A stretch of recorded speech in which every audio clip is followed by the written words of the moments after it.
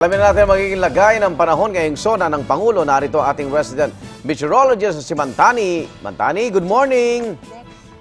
I am ready!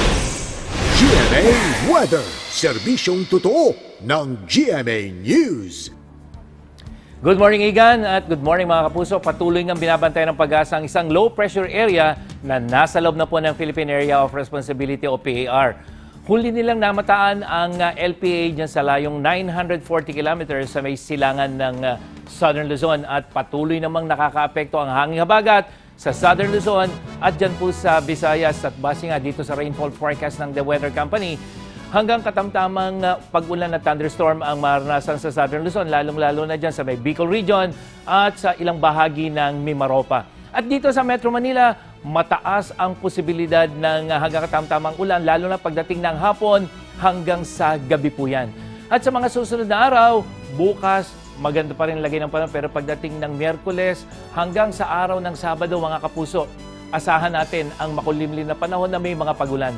At dyan po sa mga taga-Visayas, maging I am ready sa hanggang katamtamang pagulan na thunderstorm, lalong-lalo na dito sa may kanlurang bahagi. At pagdating ng hapon, magiging mas malawakan po yung mahinang pagulan.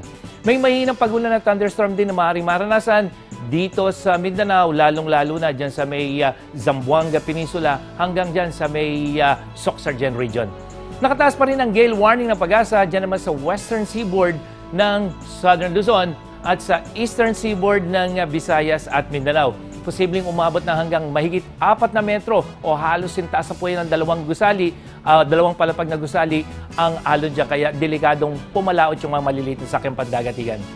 Mantani, anong mga posibilidad na yung LPA na yan maging ganap na bagyo at ang tinatahak niya, saan lugar yung pwedeng maapektuhan?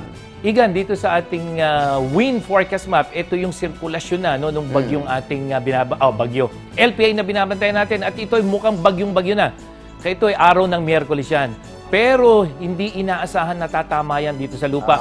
Yes, Igan. Pero yung makikita mo yung kulay ubi na yan, ito yung hanging habagat na palalakasin nitong inaasahan nating magiging bagyo. Pero sa totoo lang, itong LPA na yan, isa ng tropical depression na humingi ng bagyo, ayon yan sa Meteorological o Japan Meteorological Agency. Kaya bantayan nating mabuti ito, Igan, dahil kahit hindi maging bagyo yan, o kahit hindi tumama sa lupa, yung paglakas ng hanging habagat ang siyang magdadala ng mga pagulan, Luzon, Visayas, hanggang dyan sa Mindanao.